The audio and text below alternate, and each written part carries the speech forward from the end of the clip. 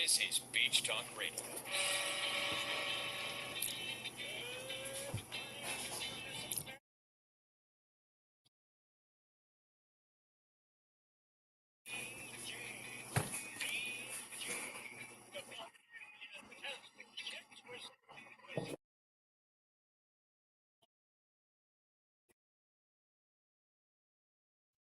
It's time out in the heart of Times Square. You are listening to Beach Talk Radio with Kim and Ed Ryan. And good evening, everybody, and welcome to a Thursday night Beach Talk Radio.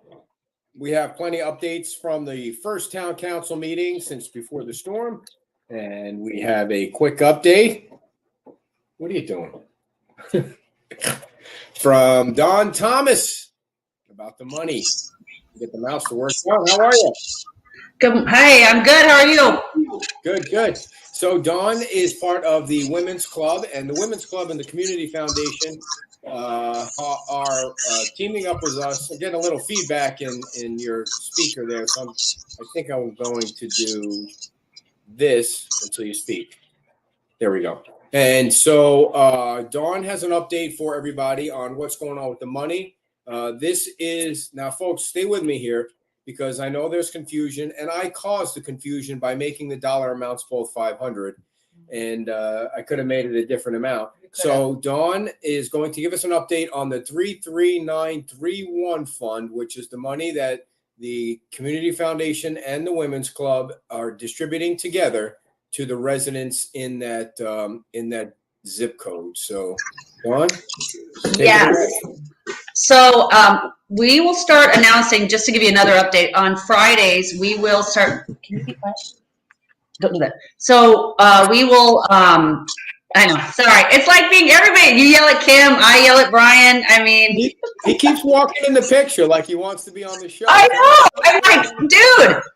Anyway, sorry. Okay.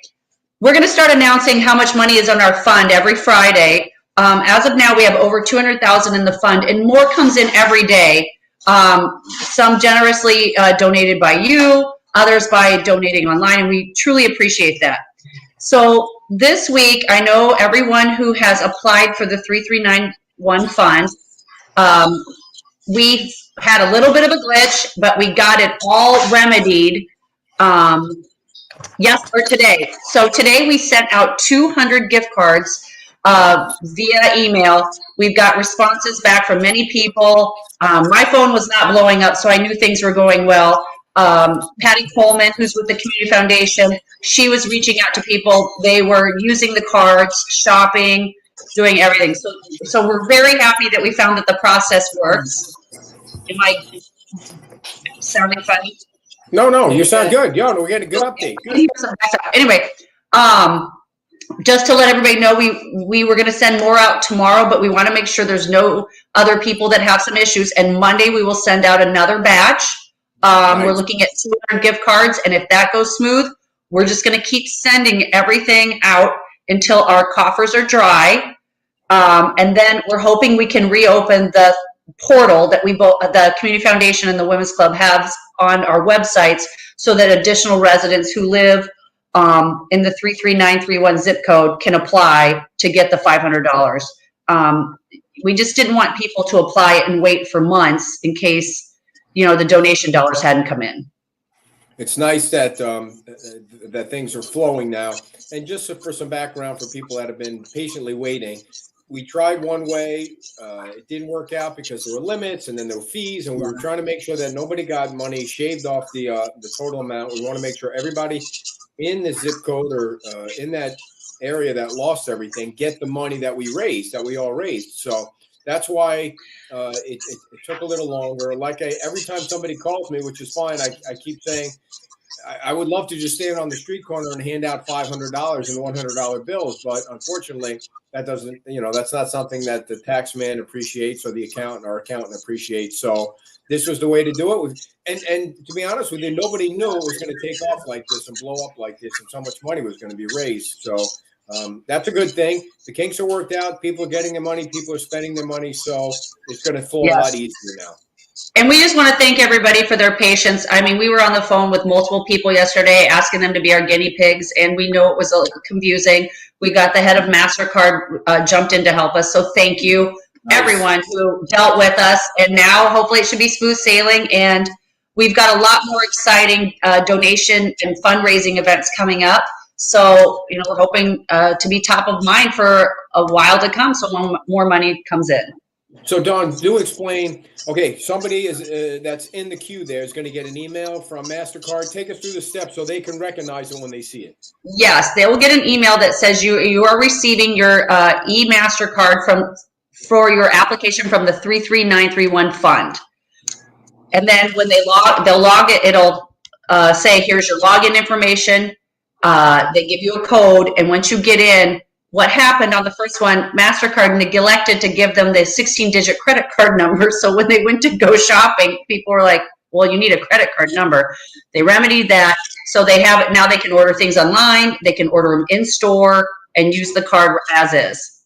Great, great. And is there also going to be like a number for them to call, or let's say they have a question? Yes, on the email, there is a number to call. We do ask if something happens, you can email the info at Women's Club on our website, also Community Foundation. We are actually responding to every email that comes in. We haven't had any today, so I'm thinking things are going pretty smooth for people. As of the other day, there were hundreds of emails. So I mean, we're feeling pretty confident that it was clear and that it worked. All right. Now people are saying they can't hear me, which is highly unusual. So I hope it's today at the they had the town council meeting today, which was at Shrimp One, or is that the name of it? Skip One. And obviously it's not a functioning building yet because nothing really down there functions. So there was no internet, and I don't want to have any technical problems for folks tonight, but we are going to hand over another $20,000 to the fund on Saturday when Nancy Bouchard comes down to see to be part of the show on Saturday, and we're committed to $150,000 of the total. And the other thing is, do we know what the total of Kylie and Jay, the concert for Monday, was? I have not heard yet. Mary Torgerson was going to update everybody on Friday. So that's when we'll have everything up to date. I think money was still coming in. And we've had numerous people email us with checks and things that are still coming in. So, but we'll give it, our plan is once a week. Ours isn't coming in as fast as yours, Ed. We'll give an update on Friday. All right. Keep going. Keep talking. Okay. I can hear the jarble. I don't know if it's me. Anyway, I think that's it. I mean, we're excited. The Women's Club, the Community Foundation worked really hard getting this stuff corrected, and kudos to everybody who has been bending over backwards. And, you know, a lot of the Women's Club members and the Community Foundation live on the island as well. So, you know, if we don't respond back right away, it might be because we're on the island working on our own homes too. So we appreciate everybody's patience. All right. Hope everybody can hear me now. So Dawn, sometimes I get emails that people want to donate, and I send them to you guys, and you know, because they need to donate to a 501(c)(3). So I'm going to switch this over here now, and you know what? I know what's going on. Hold on 1 second.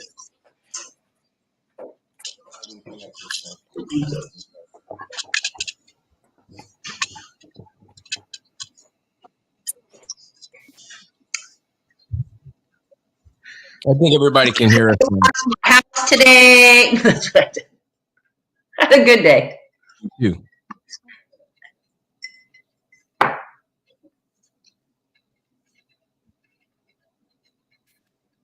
There we go. I think everybody's going to be able to hear us now. So, Dawn, just do one quick update again, and we'll be good to go. Okay, I'll just repeat what I said. So, thank you. Today, the Community Foundation and the Women's Club resent out 200 gift cards, $500 each, to the people who have, for people who are to the 3-1 fund. Those are for the people who live on the island and they upload their driver's license onto our application site.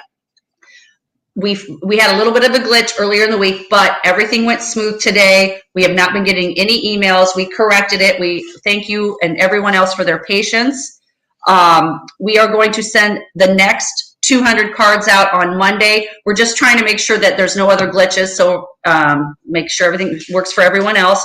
And then we will continue to be funding the $500 gift cards until our funds are out. We have over 200,000 in donations to our fund right now, but we have more coming in every day. So each Friday we will update the public as to where we're at. And we are hoping soon that we will have funded all the 650 applications, and then we can reopen the portal so additional people who live in the 33931 zip code can apply. Yeah, that was my question. I got a message today from somebody that was looking to get, to register. And I said, you can check out the website, but you're going to probably have to wait at the moment just till they get through the ones that they have. So is that correct? We just didn't want people to wait. Like what happened if they were in the queue and they waited for a month and a half and they're waiting and waiting. Right. So we wanted to be, get through this first chunk, make sure everything works. One of the things that Women's Club and Community Foundation did, we moved so fast to help people, and it did good things and bad things. So now we've got it all remedied. All right. Very nice. Very good. And what I mentioned before was that Nancy Bouchard from the Community Foundation will be on the show Saturday morning when we hand over the $20,000 check. And this fund is committed at least $150,000 to help out. And we're trying to use some of the other money that we didn't use for supplies early on. We're trying to use the other money to buy gift cards for the employees that lost their jobs. And it just turned out to be a shock as to how many people not only lost their home, but how many people also lost their job. It was just an incredible number of people, and something like 2,500 at least that lost their job. So we'll get as many cards out as we can and just keep raising the money. The more money we raise, so that's the great thing about you folks out there sharing your page and us putting the pictures up and it growing like that, is that we can keep raising money from new people. You mostly have already raised or sent money in, and so we appreciate that. But the more people you can share it with, and the more people see your pictures and hear your story, the more we're going to be able to raise as we get close to $250,000 total. So, Dawn, thanks so much for coming on. If you think of anything else that we need to get across, just let us know, but we appreciate it. And say hello to Brian for us. I will. He's right here. All right.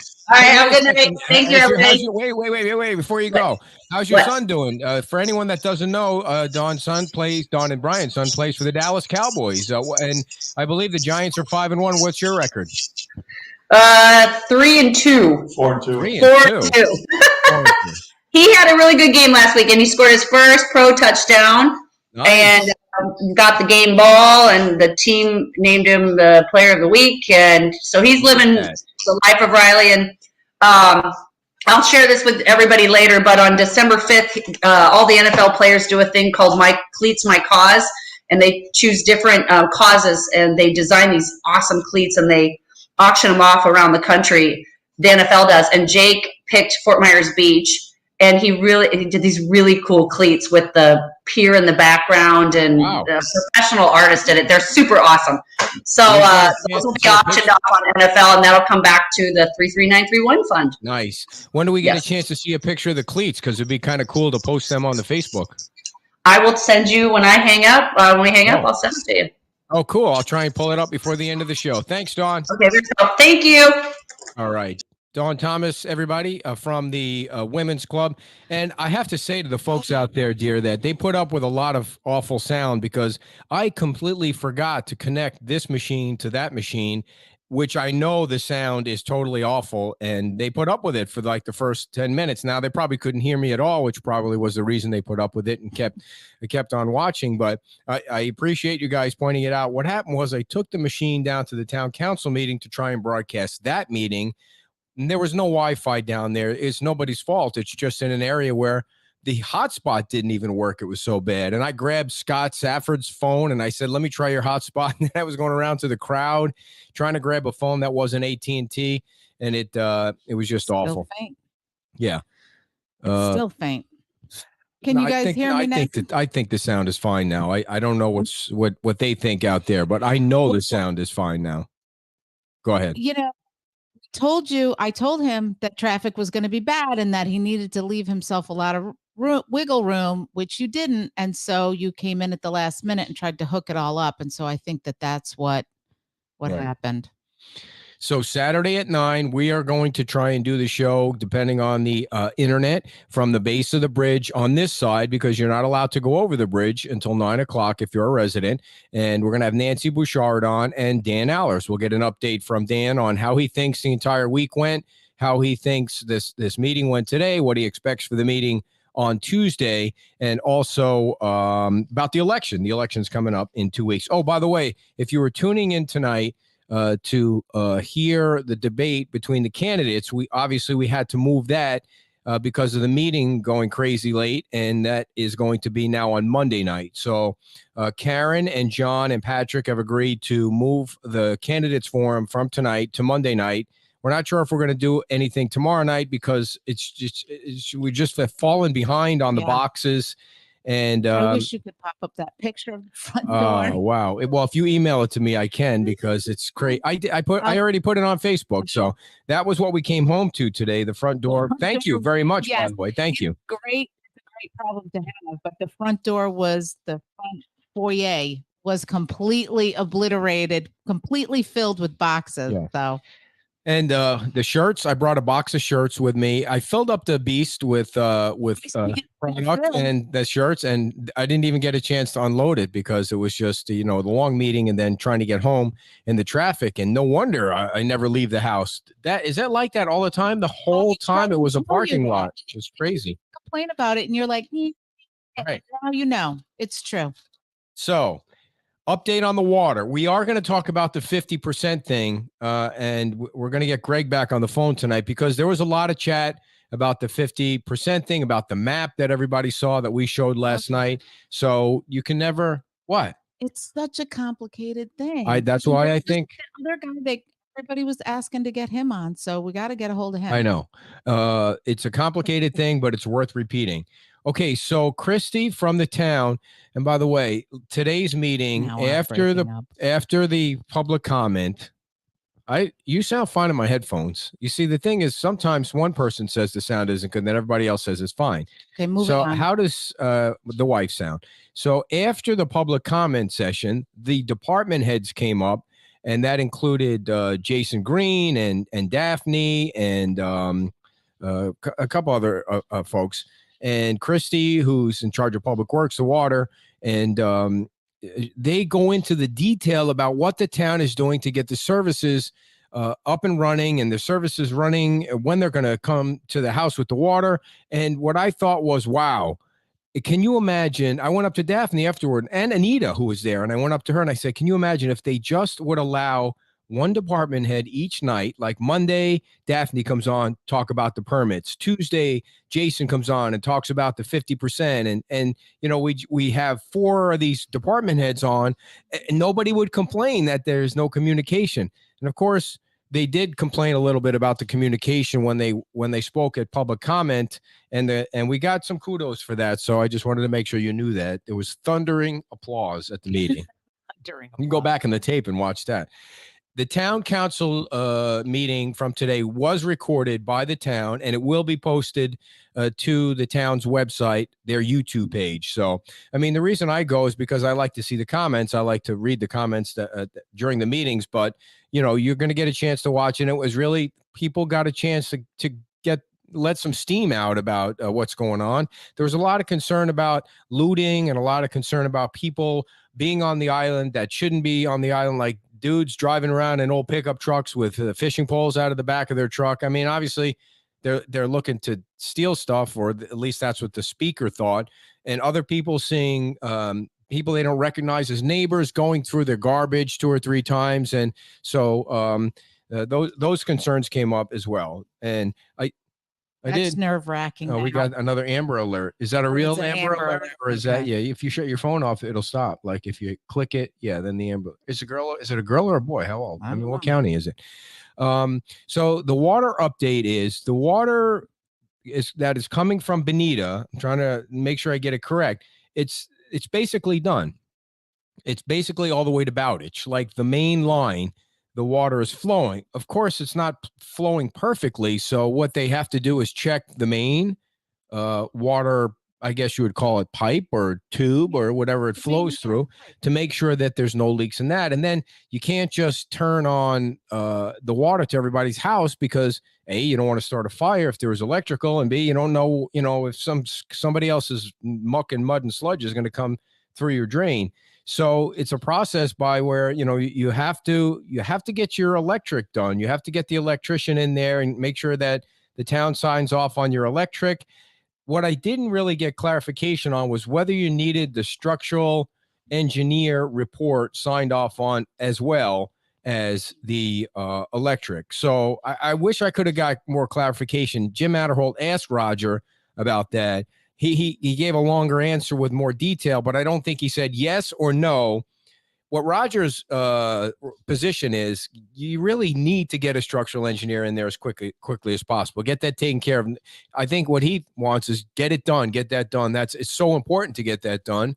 And they're working on the water at the same time. So, I mean, they're going to alert people, hey, we're ready to send water to your house. You have to be at the house.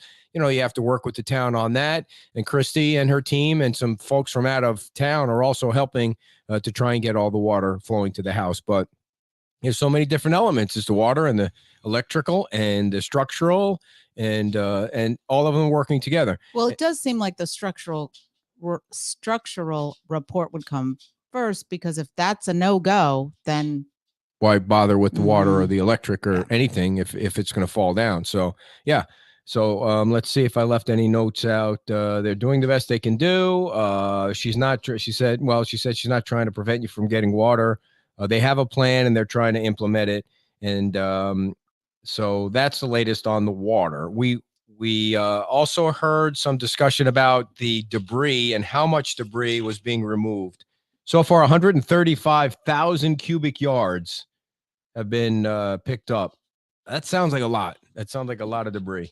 And the other thing that Roger mentioned, the Crowder Gulf is the main company that's getting rid of the debris, with the county helping and the state helping and all that. They're going to start breaking it up into 5 sections. And they don't know what the sections are yet, but there's going to be a map. According to Roger, there's going to be a map out early next week that'll explain what the five different sections are, so that you can see that. And the question that you all have asked many times that came up today was, if there's a house on your yard and it's not your house, like the neighbor's house came floating by and fell into your yard, they don't know what the answer is right yet, because it's unfortunately for you, if that's who has a house on their yard, it's not a priority. The priority is to clear the streets and clear the side streets and get rid of as much of the debris so that the vehicles can get through.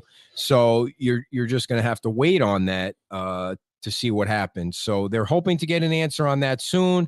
I think they're also trying to figure out, okay, if the town goes ahead and does that for somebody, can they get FEMA reimbursed and things like that? So the town is removing the debris from the right of way. The property is an unknown. Then the commercial. So it's going to be the streets, then the property, then the commercial last. 20 trucks, 20 double trucks, right, they said. What's where? Let me, What? What, dear? Use your words. Right what? here. They answered my question. The supervisor of town, Fort Myers Beach, told me you must have both the structural. He didn't really answer that today, though, Emmy, which, if he told her. Once received, the town sends notice to both FPL and water department. After power is on, then water will be scheduled to be on when you can be there. Sounds right. Okay, good enough. Thank you for that. So I am going to go get my phone. Oh, by the way, anybody that has any questions, according to Roger, when all these things came up, you can send an email. Get your pens and pencils out, boys and girls. Roger@fmbgov.com. That's Roger@fmbgov.com. He says that you can email him and he will get back to you, or somebody will get back to you. That includes all of the processes of the things that are going on that I just mentioned. Roger@fmbgov.com. Feel free to type it in the chat box if you want to share it with everybody at any time. Any other questions that you have of me before I get my phone? We get right back to the 50% rule. You're so afraid to be by yourself. You can just talk about something myself there. So all right, go ahead. So somebody just, I'm going to pop this up, assuming I can do it, because you know how I am. So this is from John. I'm not even going to, I'll try your name, John, but I apologize if I mess it up. Di Constanzo.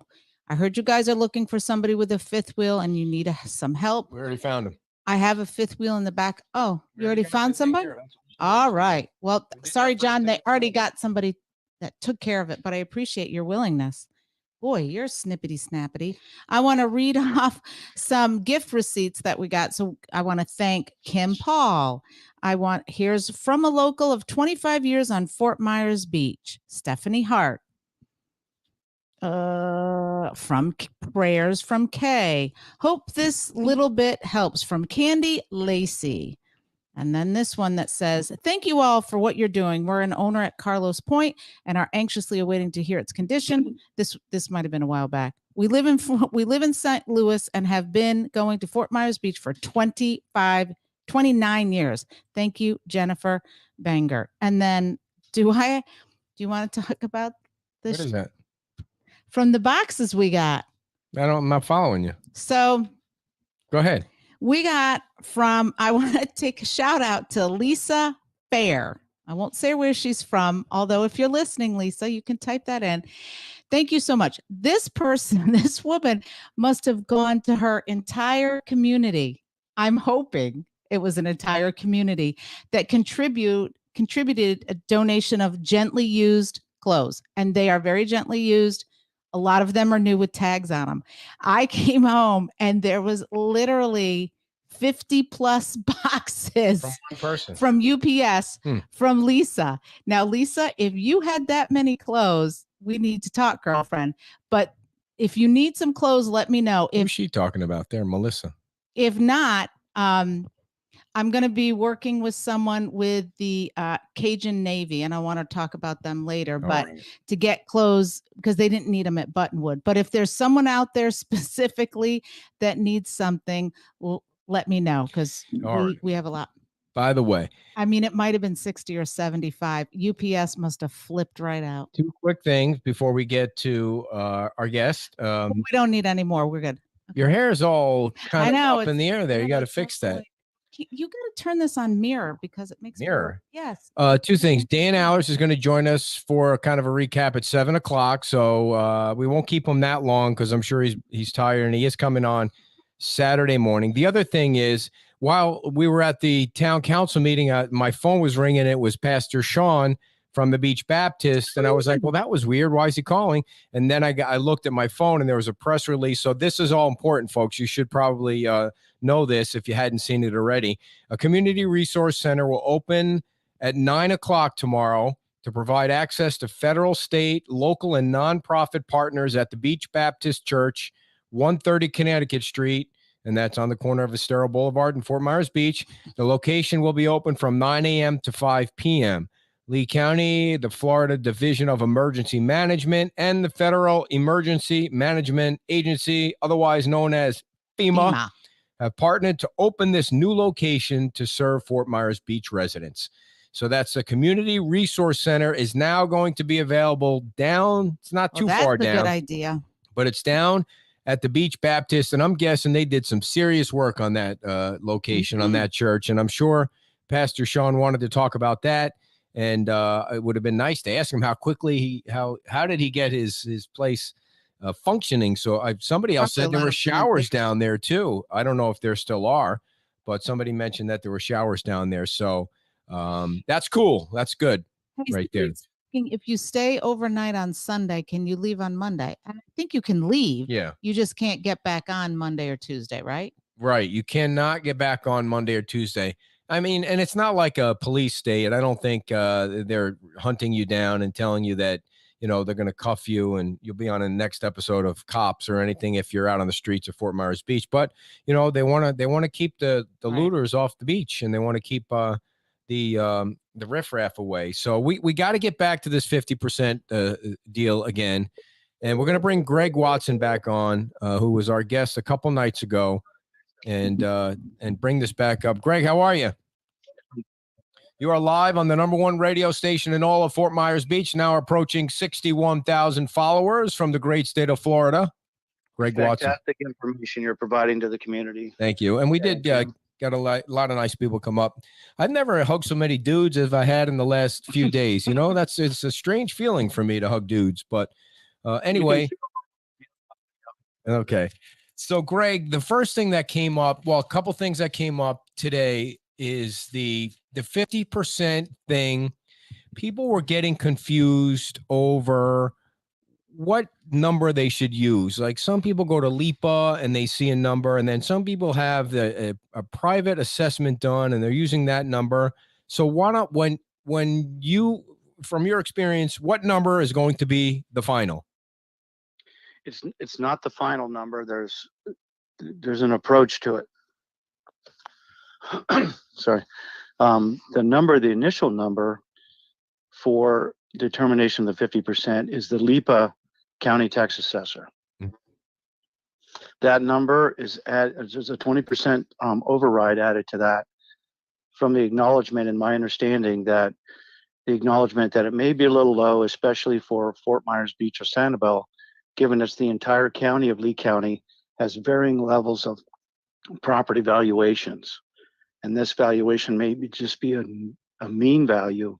So they've allowed, I'm pretty sure, a 20% override on the Lee County tax assessor's building portion of your tax bill.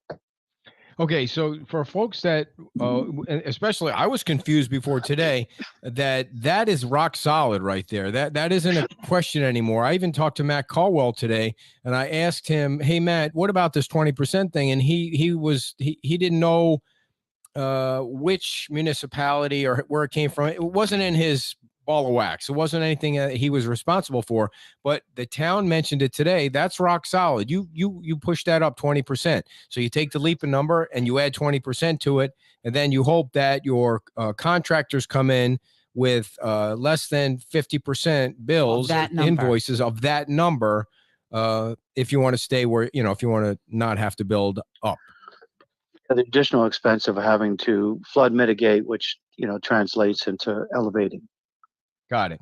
And so the other thing is that what you shouldn't do is you can't, as far as I know, correct me if I'm wrong, Greg, you can't take your private assessor's number and tack on 20% of that, because that is different because they have different standards.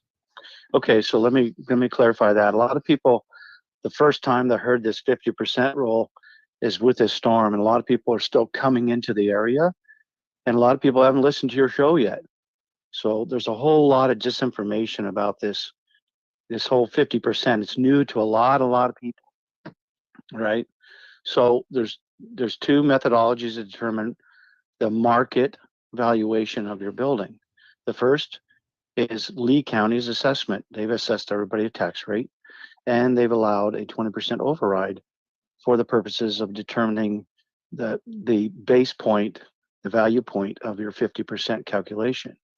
You can, if it's incorrect, and there's a lot of them that are incorrect, because I've looked at that map, the orange, red, green, yellow dot map, and a lot of these valuations are just off. Why they're off, not really that important. They just are off for some reason. Mm-hmm. And most owners will know they're off if they're off. They're high, low, whatever. I mean, these are just general guideline numbers. So the solution to that would be to hire your own independent licensed, Florida licensed real estate appraiser, like you get when you buy a property. That person, he or she, can calculate the building portion only, and they'll know how to do it, and they have strict guidelines, because especially since Dodd-Frank Act, with the collapse of the real estate market back in 08, 9, and 10, they have strict guidelines, so they can assess your property's building portion the day before the event and give you a really highly accurate number. And that number is a higher accurate number to use for your base, the basis then to apply the repair estimate of the building portion only. Does it meet or exceed 50% of your revised market value based on the appraiser's valuation? Can I ask?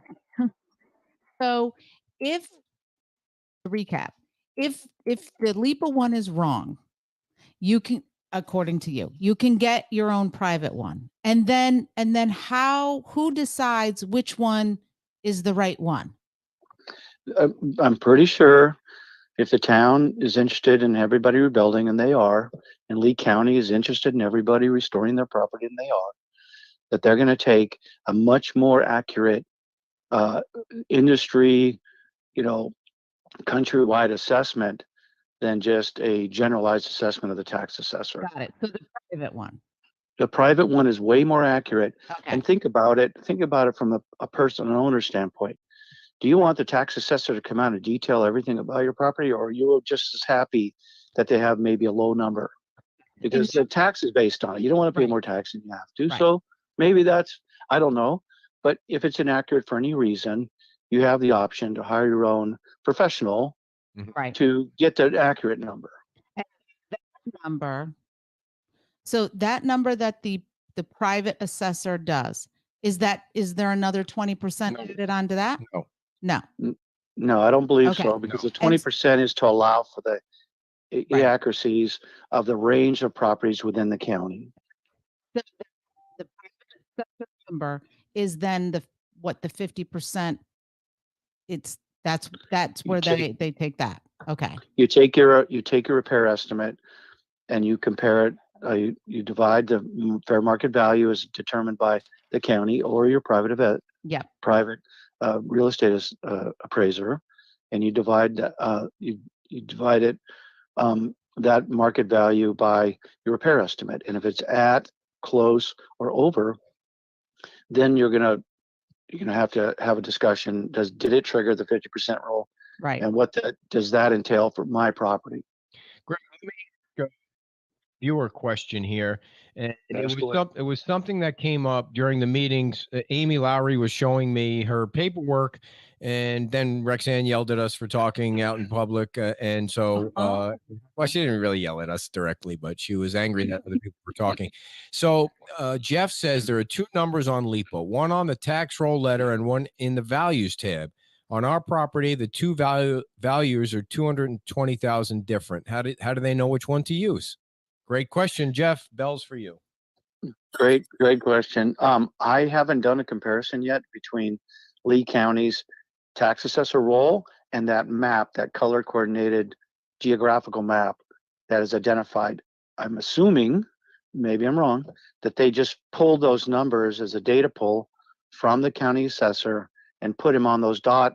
If you open the dot, you scroll down. Yeah, we did that last night. Yep.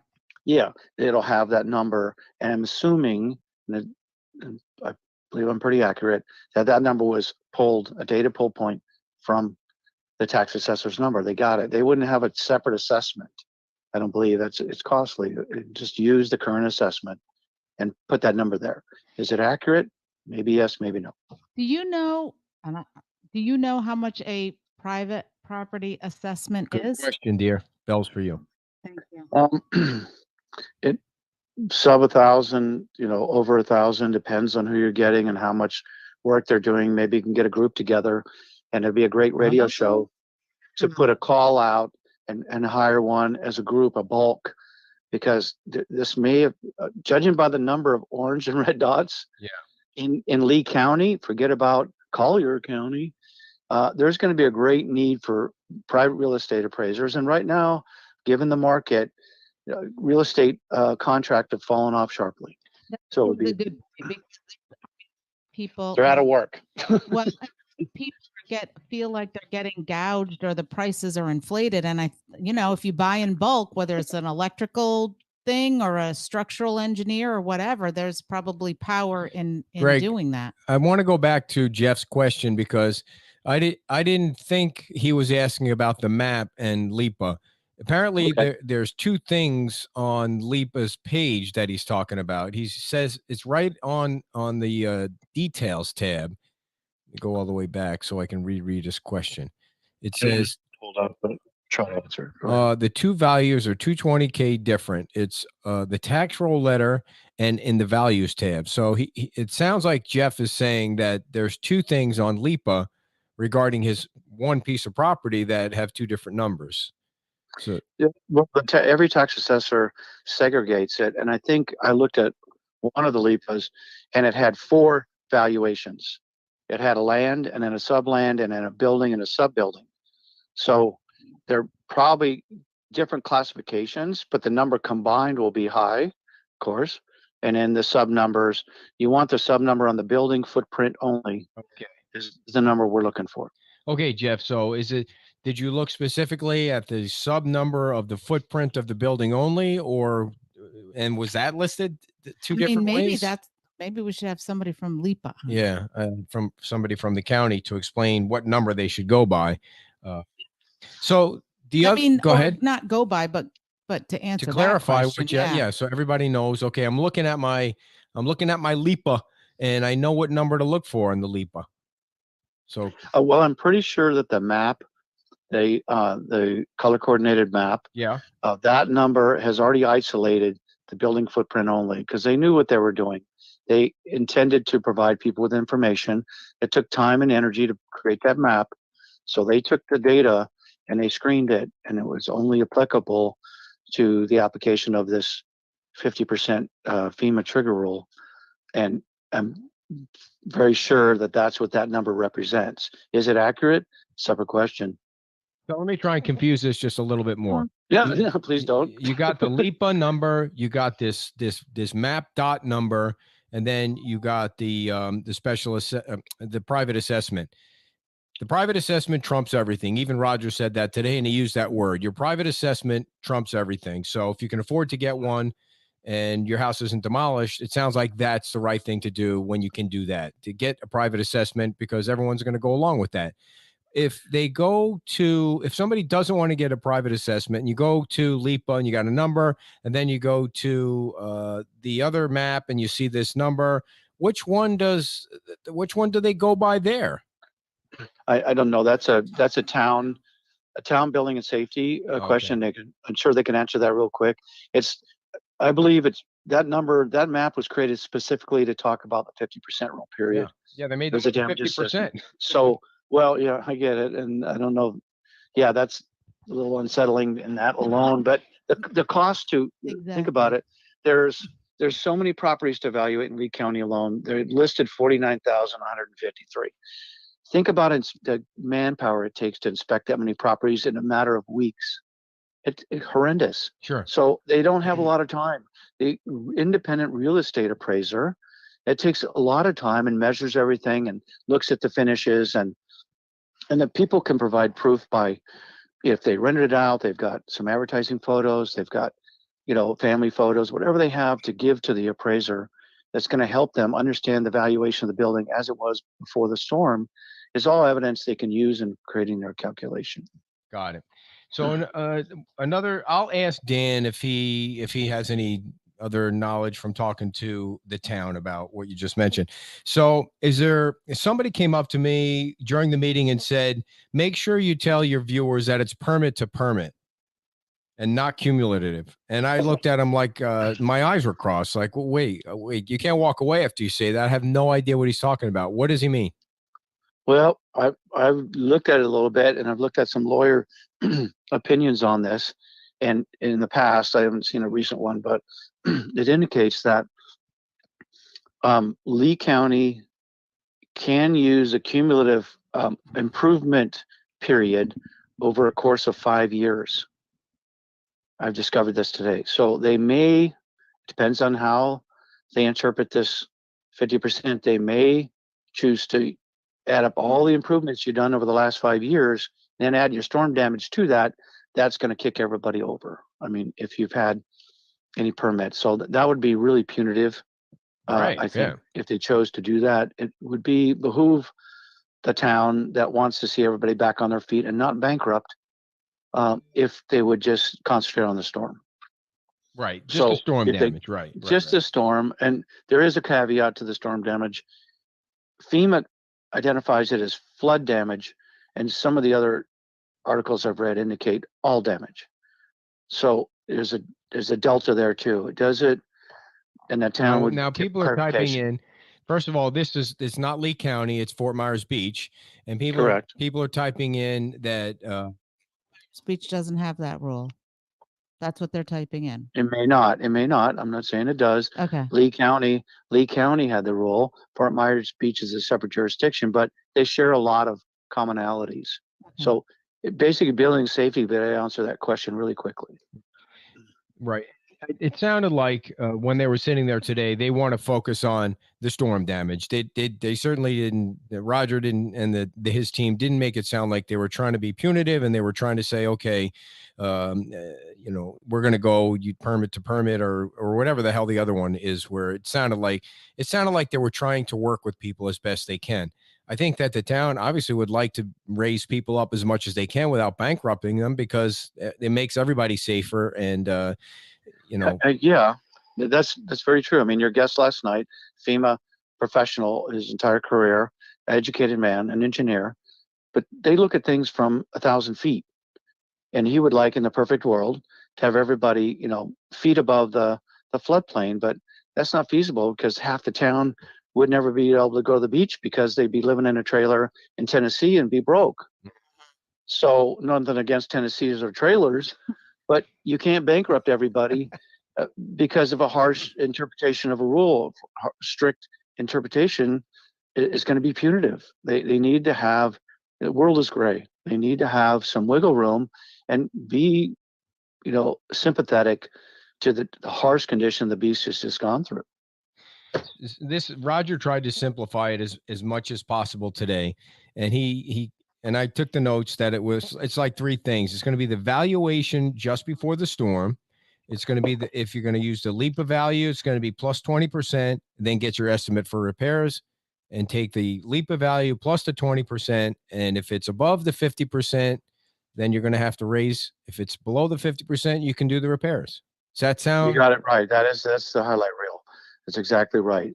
So now the issue becomes, if your market value is incorrect as according to the tax assessor, and you accurize it by hiring your own licensed professional, and get an independent real estate appraisal, now you should focus on the repair estimate, and keep in mind that the repair estimate should only be for the structure internal to the footprint, and outside, inside.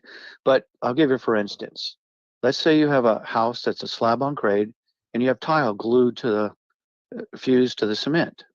In most cases, the tile's not damaged. So don't decide to remove the tile because you're ready for a remodel and you want a nice looking place when you're done.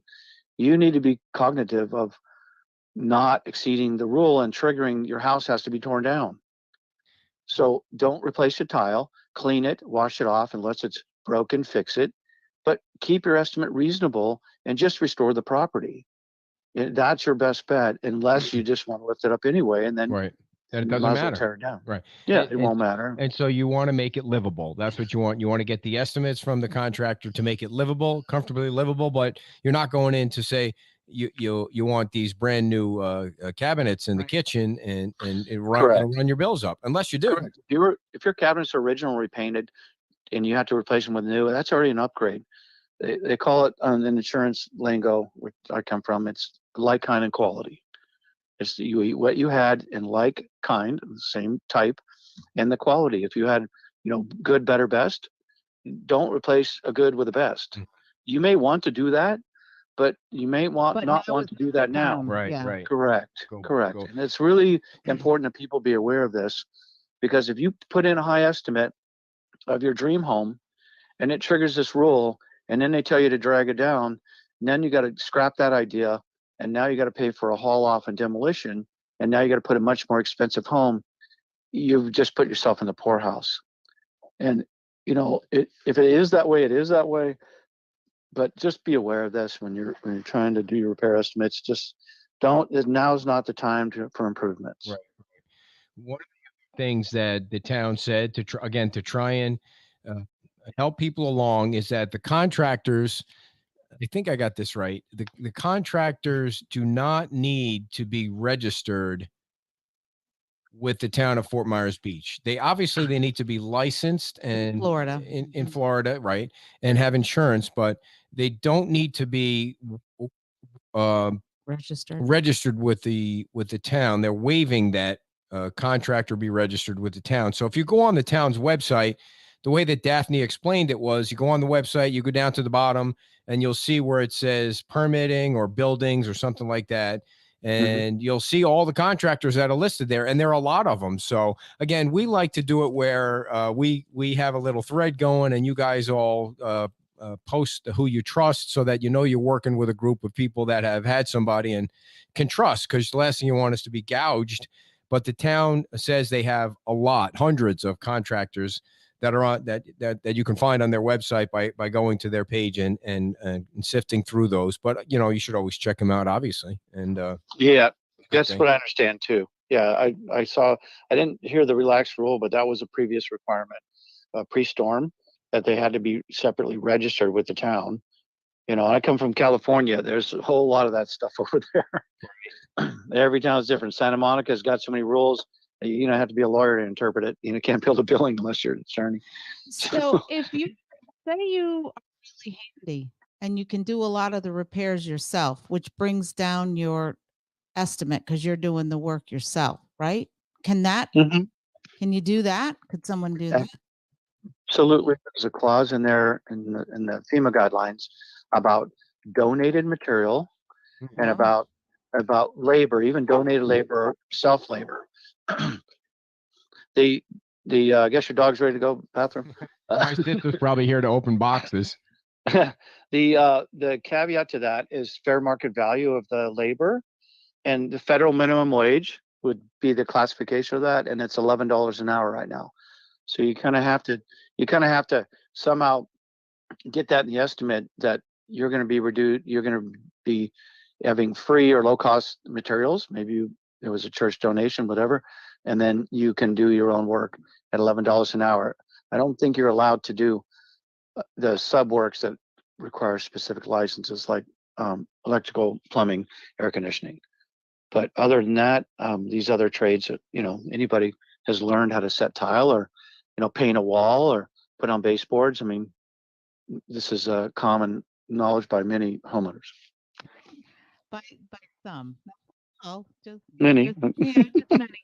So, all right. So that's an option for people too. Like if Absolutely. that'll help, because $11 an hour, I'm assuming, is quite a lot cheaper than what you would get. What would be the charge? What would be the cost for a contractor to do it? Correct.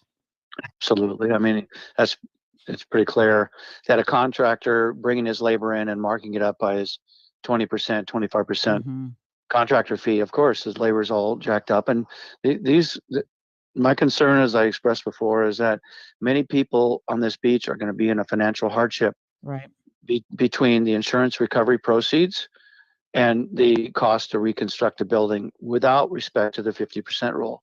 Right. Just to restore your building, if the 50% rule never existed, the same condition applies. Can you, or no? You gotta put the whole. Well, the whole permit has permit has a time period, and the town wants to know the whole permit to determine if you're approaching the 50% situation. They did mention that today. Like, if you have one bathroom that really if you have two bathrooms that were demolished, you can't really just put one bathroom on the permit and leave the other one, open to nature. But maybe you can leave it to nature if it's not too bad. Now, I don't know, Greg, can you see the screen from where you are? Are you watching the screen or not? Watching the screen, but I'm on time delay. So some reason I'm not current. Your lips aren't matching your voice. That's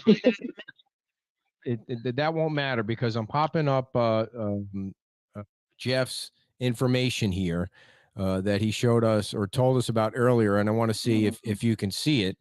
Okay. Let me see if I can blow it up. Yeah, it says total just value. What does that say, dear? I'm going blind here. 530. Land value. That's what I was talking about. Okay.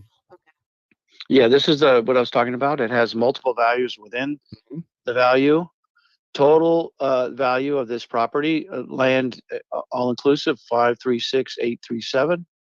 Land value subtracted from that would be 213,600. Land extra features maybe dock walls, sea walls, treehouse. yeah, tree house, fun swing, whatever you got. That's a deduction. So the net building valuation in this particular case would be 320,605. Okay, so that's what that's his number, 320,605. And that number, if somebody wants to check, should be consistent with the address, the Fairweather address. So here's the colored dot. Now here's the second document that he sent. It's probably on a little delay, so I'm going to give you some time. So this is what he was saying about two different numbers. So what do we have here? This is different methodologies of determining valuation. The appraisers use this kind of stuff. It's a accounting, there's methodologies of determining accounting. So it comes up with two versions of it. And this would be the cost approach value, it says right there. And then it says income approach and then the sales approach. So the sales approach would probably be based on historical sales records in the area. And the cost approach would be based on some square foot calculations of rebuilding costs to do with building numbers and insurance numbers. Okay, so this one is not the one he should go with then. It sounds like you're saying go with the first one, right? Well, the cost approach is lower, and if you're trying to see if you go over or not, I think you would want to be looking at a higher market value than a lower market value. So that was the first one, the 320,605. Yeah, and then this one, it says market value at 536. So that market value could also be used because unless the market value is all inclusive, land and all, which it may be. So I'm not sure what the basis of the calculation is. So Greg, what friggin' number are we using here? Are we using 320 or I mean, what the hell? I think clarify things. What the hell? My guess from now, and building and safety has to confirm this because they're the ones going to be determining this. It's their job. They're straddled with this. So a quick call into them. I haven't called them yet, but they're going to determine the number, and that number they put on that map, $1 for donuts, that's the number they're going to use. So they put it out there. They assessed your damage, and they put a number as a basis for the calculation to determine, and then lo and behold, each person's either 50 or 25, 50 or a total or some other thing. The green is some limit less than 25. So it's a quick evaluation. It's a rapid assessment, it's called. And you can't assess 40,000 homes in a 2-week period without some sort of give and take. So they rushed assessment, windshield assessment, the gentleman from last night talked about, and that's how it works. They look at the LIPA number, they pull the data, and then they compare it against guy walls up and how much debris is on your house and how crooked is the look. Right. They put a number on it in an iPad and they move to the next house and they take a photo of it and they go to the next house and they spend minutes. Right. An appraiser spends hours. Appraiser's way more accurate. Right. I'm with you 100%. I guess I'm trying to figure out from Jeff's question, do we go with the first number or the second number? It sounds like the second number was higher. Obviously, you want to go with the highest number possible if you don't want to fall into the 50% rule.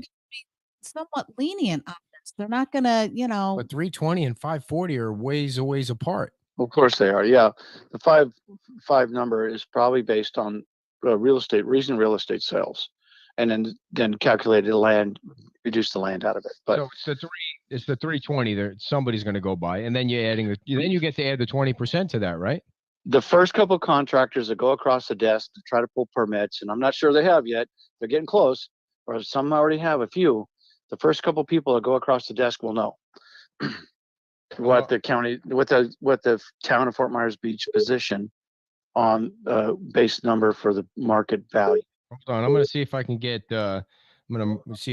Jeff in the call here. Oh, look at this technology, dear Jeff. You there? Yeah, I'm here. Nice, Jeff. Now, what number do you think you're under the impression that you have to use? Because both of that tax roll letter just came out yesterday or the day before, has the 320 on it, both the tax roll and that cost assessment have the 536 total value, but the one has the 101, the cost basis approach. The other one has basically the land value taken away from the assessed value, gets you to the 320. And then on the map, it says 95. Yeah, so the map is out the window, obviously, right? So hearing what you hear right there, Greg, which one is the right number? That's the permitting division of the town of Fort Myers is going to tell the people, the first people that come across the desk, they're going to tell them which number they're using, and that'll create clarity. Because here we are, I'm giving an opinion, other people are giving opinions as well, but who's in charge of this situation? It's the planning and permitting division of town of Fort Myers. They should give clarity.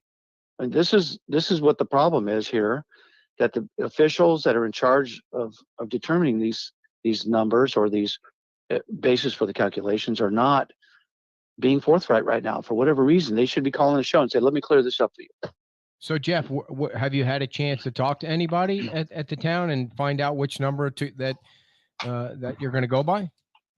I called the town the other day. I called Lee County first. They said, call the permitting department. I called the permitting department. I couldn't get an answer. The permitting department of the town or Lee County? Fort Myers Beach. Okay, so obviously Lee County told you to call Fort Myers Beach. You couldn't get through or get an answer. And so have you gotten estimates on how much work needs to be done at your house yet? Still working on it now. No, but we would for sure be under, if we use the 320 number, we would for sure be under the 50%. If we use the 100K number, we'd be pretty damn close. I see. So are you going to get a personal private assessment done? Well, I would just like to know what Fort Right. Myers Beach says, because we don't need a personal assessment if we can use the 320 number. Right. Right? That's exactly right. Wow, that is interesting. So that is quite a bit apart. I wonder if a lot of the residents have that same thing. Go ahead, Jeff. They will, because both of those two numbers, the 101 and the 320, are both on the exact same webpage of the LIPA website. All righty. Well, Jeff, thanks for the information. When you find out, will you call me so that we can get it out to people and let them know? Absolutely. Appreciate you guys. Thank All right. you very Thanks, much. Jeff. Well, Greg, there you have it. That's what we need to figure out. And maybe I'm going to give Dan a call now. Maybe he knows. Well, here you go. We're trying to create, we're trying to clear up the confusion, and we're still confused. This is the town where the lack of communication really, hinders the recovery. And now maybe it's not intentional. Maybe they're just overloaded. Don't know. But this is a critical number. Yeah. This is highly important. Everybody understand the basis to compare the damage assessment to. How do I know? Is it 200? Is it 500? That's a big delta. All right, Greg. Well, we're over 7 o'clock, so thank you for coming on. I'm sure we'll have you back, and appreciate your time and knowledge. Thank you. Well, real quick, can I say one more thing real quick? Yeah. Okay. I've been talking to some mortgage lenders, and there is some programs that are coming available for gap loans or bridge loans, whatever you want to call them, to help people whose insurance proceeds is not sufficient to restore their property. Not to do with the 50% rule. This is just straight out, did I get enough insurance? What are the costs to rebuild after I figure out my town requirements? If there's a gap, there are programs available through HUD, specially designed. This is called a special hurricane disaster loan. It's primary for single family primary owners. You got to live there and have the house. Condo owners, and it actually applies to renters. So if you're a renter, you can qualify, and these loans have great terms. It's 100% financing, no down payment. It's a low FICO requirement, 580, and the current rate on a conventional loan is the low sevens. This is a high sixes, so it's a better rate, and you can actually buy a home on the street for. And it applies to renters, condo owners, and primary owners of their not duplexes but single family homes on the beach. So maybe a separate show, but Yeah, I'll for bring sure. that information to you when I get it. Thank you. Thank you so much. Thanks a lot. You got it. Have a good night. Okay. All right. Wow. Here I am thinking I think I just confuse people more. Maybe I shouldn't do any more shows. I just feel like just Dan Allers, how are you? Good. How are you? Good, Dan. We're gonna throw you right into the fire here because we were just talking about the 50% thing, you and keep going with yeah, Dan, I need to get this clarified. Damn it, I'm confusing people. So, Dan, on the LIPA website, one of our viewers, his name is Jeff. He was his number is 320,000. I think you know what I mean. I have to go into the detail, right? His number is 320,000. He goes the property value or the home value, not the property value. right. He goes to the red dot site that the county has, and it says 100,000. So he doesn't know. Yeah, that's a big difference. He doesn't know what number to use. What number does he use? Well, considering that I think we just all learned about this site that has the dots on it, because I did ask the question in the meeting today to the commissioner, who obviously, this is still new to everybody. So I don't know that there's an answer to that yet.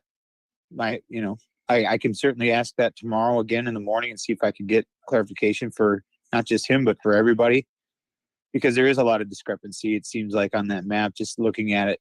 Similar houses have different values, and I'm sure you've probably heard 1,000 times already that these appraisers just go by and look quickly, and they strongly urge you to get your own appraiser to do an in-depth analysis so that you can use it. But as far as which one the town is going to use, I don't know that yet, especially since that I call it the red dot site, because it seems like there's a lot of red dots on it. Yeah. That information is so new that it's going to take a little bit to go through and see what those values, how they compare to what the LIPA site says. Okay. So at least I know that I'm not the only one that doesn't know. We don't know for sure yet. We do know that if you get your own personal assessment and you pay the big bucks for that, that trumps everything. That's my understanding. That's the way it was laid out today. Yes. Okay. And the other big topic was the water. Christy explained that the water is done all the way. Ask Dan about the letter just sent to homeowners from the town. It had an updated higher value for structures. I knew nothing about that letter. Dan, what's the letter? Well, I just learned about it too. If that went out today, you said? That's what Chris Mann said. Yep. I have not seen that letter yet. I've heard about some letters from the county that were out there that had different values in it, but I did not know the town has sent out letters that had values on it. Chris, are you sure it's from the town? If you can clarify it's from the town, that'll help out. But go ahead, Dan. Yeah, I've heard of some coming out from the tax appraiser's office that had differing numbers than what was even on LIPA, and that was before the red dot site. So, and there's a lot of different confusing numbers, but it's just a matter of figuring out which number you're going to go with. Right. But again, as you said, if you want to get your own appraiser. He clarified it was from Lee County, so we're good on that. Nothing from the town. Okay. So yeah, go ahead. No, so I mean, if you've got the means and you obviously don't like, if you're lucky enough that the red dot site and your LIPA are close to the same, I think that's a pretty good assumption. But I know there's been huge discrepancies, and some in a couple $100,000 between what they see now on this red dot site and what the LIPA says. Yeah, I think Jeff was a great example of it. If he's got a LIPA number that says 300,000 and he's got a red dot that says 100,000, why should he go out and pay for the appraiser when he thinks he can do the work at less than 50% if his number is 300,000? So it'd be great for him to know what number he's got to use. So we'll certainly come back to that, and maybe on Saturday when you come on the show, we'll know what the answer to that is. I want to get your general conclusion from how you think the meeting went today. Well, it was pretty long-winded. Obviously, people have a lot of questions. Some questions people have are pretty specific to their personal situation, but I think a lot of it came out. The big things that I took out of it were lack of communication. Obviously, was a huge one. The uncertainty of the 50-50 rule was another big one, and it's just permitting was the third one. Those seem to be the three big key factors that I think came out of that meeting, all which I think could be addressed fairly easy. It starts with the communication. It starts with getting the information out, even if it's minor. It certainly can help people, ease their mind, get some answers to their questions. Obviously we won't be able to get all the information out all the time at once, and not everybody will get the answer they want right away. But the more we can put it out there, I'd love to see it once, if not twice a day, where it comes out, as I said in the meeting, from the the department heads as to what they did for the day or what they saw for the day. Did they make more progress than they thought, less progress, check these streets, didn't check those streets?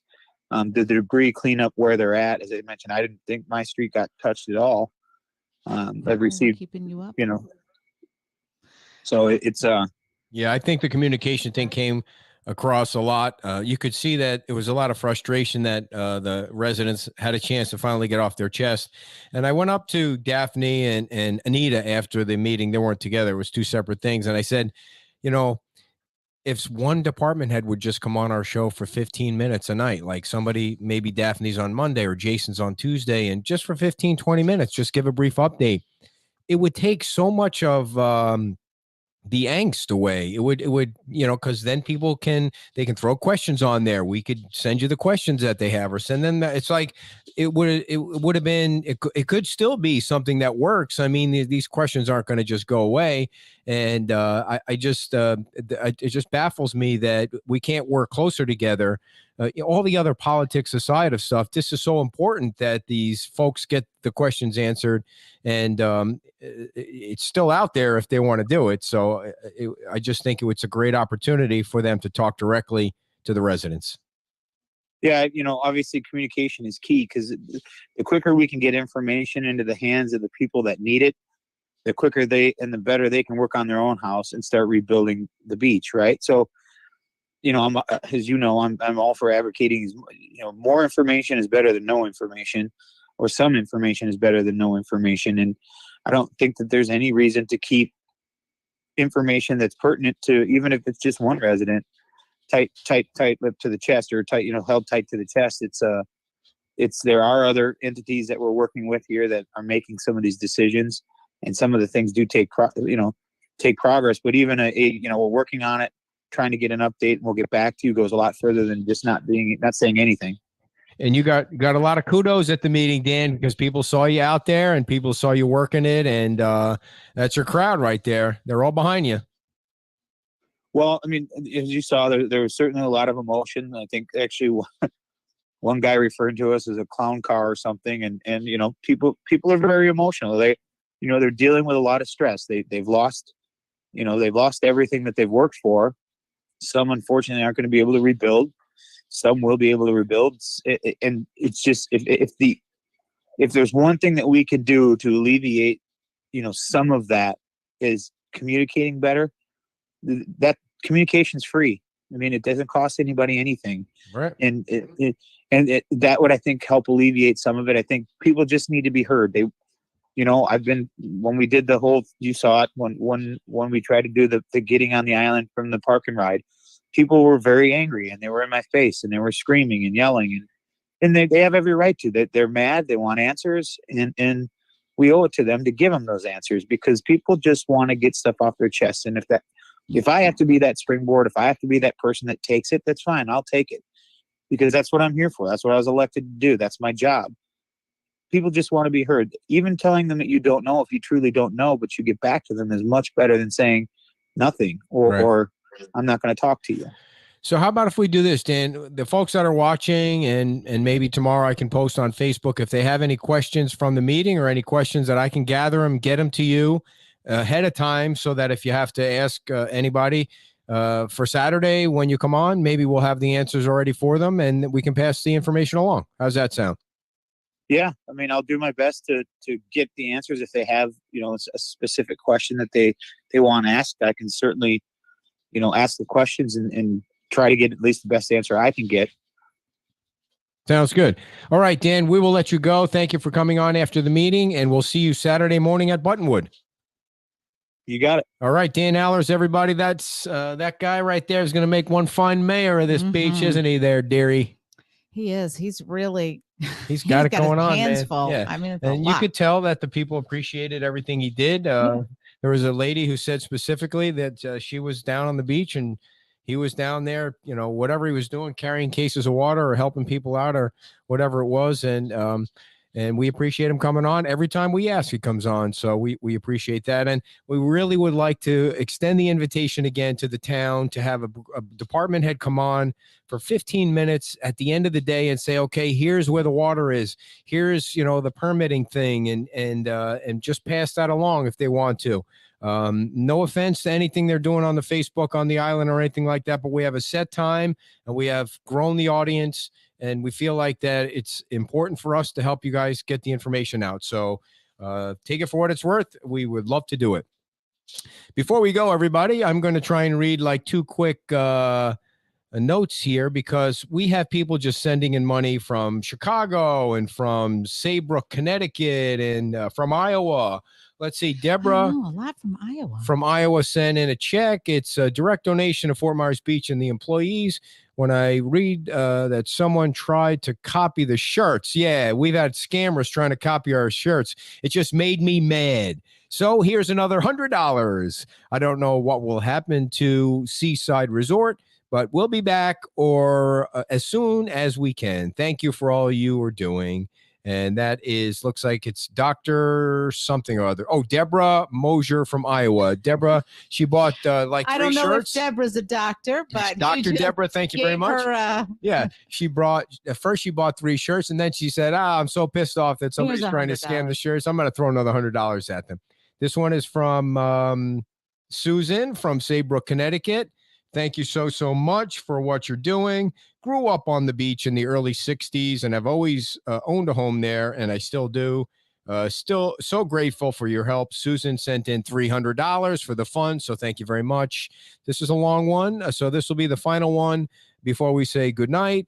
And you know what? Let's do that with a little music in the background here. What do you think of that? Can you put up the shirt address and I'll read it? You could probably read that a little better. Yes, we had 170 orders of the shirt in the last 2 days. There's only one way that you can order the shirt, and I'm going to put it up there. You ready, dear? Take it away. My parents are homeowners mid-island on Fort Myers Beach, a retirement condo that our entire family absolutely loves. When you read these things, you don't speed read through it. You have to add some emotion. Like there's got to be some emotion in it. Like you're just speed reading it. When Ian hit, it's like Siri reading it. Okay. When Ian hit, my parents were, of course, devastated and worried. But we are more fortunate than most who've lost absolutely everything. They are unsure as to the structural soundness of their building, but at least they have a home in Wisconsin. Anyway, I found you both and Beach Talk Radio on Facebook 2 days after Ian, and I listen every day with my parents and family. You two are a shining light in this time of darkness. You alone are responsible for creating community, lifting people up, mobilizing support from the entire country, beyond and beyond, to help those who've lost everything. Here's the money for the shirts by Marie. I couldn't be more proud to join your yellow army. Thank you for being our eyes, ears, and comfort. Best to you, Kristen Walrab. I might. All right, we're going to make a deal. From now on, I'm going to read the letters, but for some reason, I put a little more emotion into the letters, a little more up and down with the voice, and you gotta have a feel for that thing. It's like show business. Yes, and I think we should do that at the beginning of the show instead of at the end. Maybe one at the end, one in the middle, one at the beginning, and mix it up a little bit. Stuff. You don't have to be so serious all the time, dear. It's a fun show. You like to have some fun. It's entertaining. I know what you're pissed about. You're pissed about all those boxes outside. That's what you're pissed about. All right, so I'm happy about all the boxes. It's just I can understand why it's so hard for people to understand. I mean, 50%, it should be easy to understand. No, I don't want to go back to it, but I'm just saying that they make it complicated. Yes, and it's unfortunate and it's frustrating. I hear you. Feel frustration for these people, and I echo that. All right, at 6:00, more 50% chatter. No, tomorrow night. We're gonna take tomorrow night off. It's that's debatable about me loving him. I can tell you that right now. Tomorrow night, that's for sure. And then 9 o'clock, we'll be at the base of the bridge. That's going to be cool because we'll be sitting in that spot where there used to be the sign logo and then it fell down. And then they put it back up and then it fell down again and now it's gone. Saturday morning at 9. We're going to do the show there. We're going to hand a check. What I wish we had was those big giant checks that you can hand off. So this 20,000, I think, puts us at like 90,000 or 85,000. What? They come tomorrow, Chet. We have like, oh, it's crazy. The boxes of it's crazy. Stack. Yeah. Recyclable cardboard. We'll see how many they take. Do you think they're going to take them all? Yes, they will. And thank you very much. For what? Oh, we both rock. Done. I see. They did a fantastic job. I have a chainsaw or two in my truck that I wasn't able to drop off. So there'll be some chainsaws down there at the Buttonwood and some shop vacs and somebody donated stuff yesterday. Oh, I didn't see that. It was a great idea. A lot of gloves.